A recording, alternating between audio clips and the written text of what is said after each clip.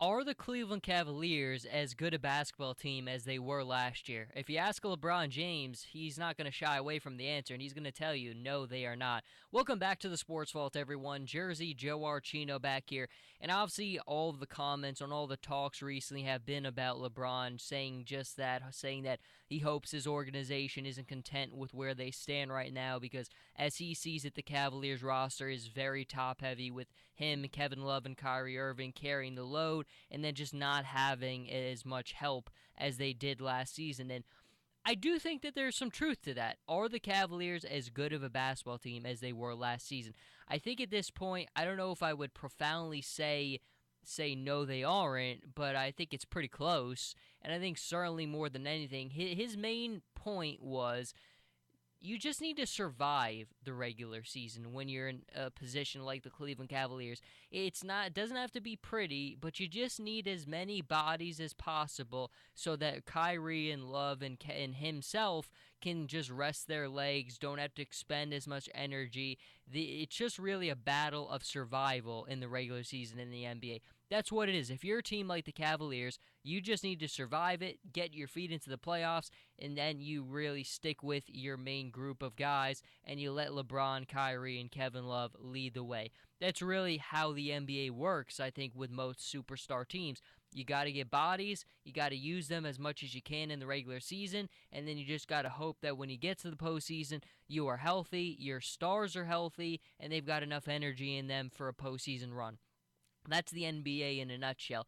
But I think largely when you look at LeBron also with his comments, I think it would have been a lot more helpful. And sometimes I think LeBron is right to take his points to the media. Sometimes I think it would be a little bit better to take things behind closed doors. This might have been one of those instances. Now, I understand why LeBron would voice his discontent to the media because I think early in his career, his first go around in Cleveland, he didn't really have that say, and he was a one-man army. I mean, he had no talent surrounding him, and that's why the Cavaliers were never going to go anywhere with him the first time. That's why he left. So I think now, his second time around with them, he kind of looks back at the first, and that's why he's always going to come to the media when he feels like he needs to have something important to say that he wants ownership to take account of and to take into consideration right away. David Griffin apparently already met with LeBron about this, and I think most of the time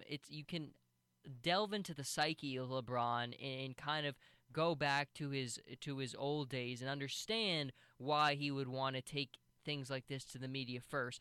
But again, to me, this is one of those situations where it probably would have been more beneficial to just have a one-on-one with David Griffin. And I think more than anything, because it probably hurts David Griffin at the bargaining table for trying to bring in what LeBron needs. LeBron has talked about bringing in another playmaker because the Cavs don't have that extra help like they have had, like with a guy like Dellavedova last season. Now, Dellavedova, I don't think by any means anyone's putting on their all-star lineups, but sometimes players like that are just very important to their team.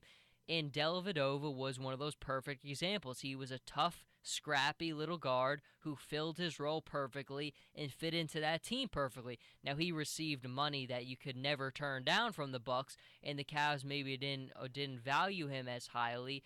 But sometimes that's not easy to do. We saw Tristan Thompson get a mega deal from the Cavaliers. To a lot of people, that deal was not worth it, and I think financially it wasn't. But when you look at it from fitting into the team that standpoint, it was worth every penny because Tristan Thompson fit into that Cavaliers team perfectly. Was he worth that contract to another team? Probably not. But was he worth that money to the Cavaliers and what they were trying to build? Absolutely he was. He was already part of that team. He was immersed in that culture. He fit in around LeBron. Because of that, the money they spent was valued very well and was spent very well.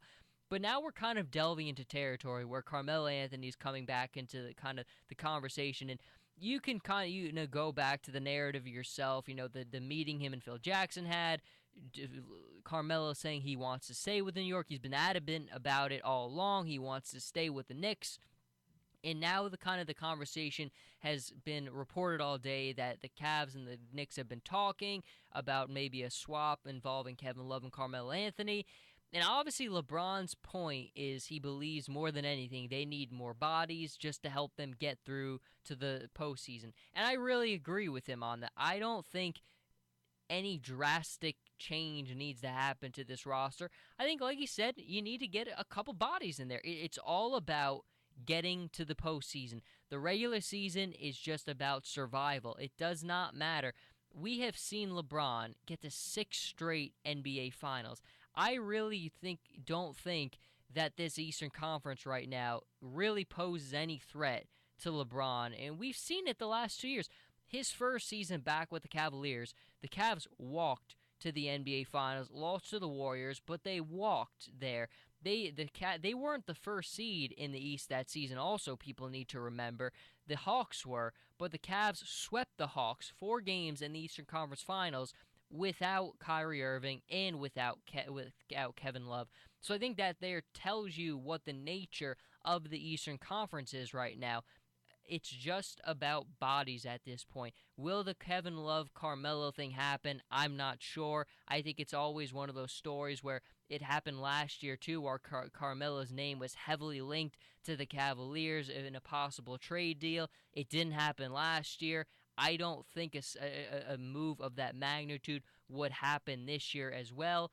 Things have changed a little bit across both teams, but I think largely it's just a matter of getting in that decent. Like last season, Channing Frye was a perfect example. That was a body that was perfect to help the Cavaliers get through the regular season into the postseason. He played some valuable minutes down the stretch of the postseason as well. But I think more than anything, it's a battle of survival for the Cleveland Cavaliers, and the survival is only in the regular season, getting a couple more bodies in just so LeBron can rest. Because the other thing you always have to take into account is what I just said. LeBron has been to 6 straight NBA Finals. He has played more minutes than any player in the NBA these last few seasons, and he is even, I mean, as a whole, with what he's demanded and expected to do on a game in, game out basis, that adds even more wear and tear to a player like that. So I understand his frustration. I understand his complaints. But to me, I think at times they are a little bit overblown because regardless of what happens, they're going to get through to the postseason, and that's when they turn it on. They just need a little bit of help to get through this roller coaster ride of a regular season. But until the next time, everyone, Jersey Joe Archino here. You can follow me on Twitter at Joe Archino and also on Instagram, Jersey_Joe_Archino. And I'll catch everybody in the next episode.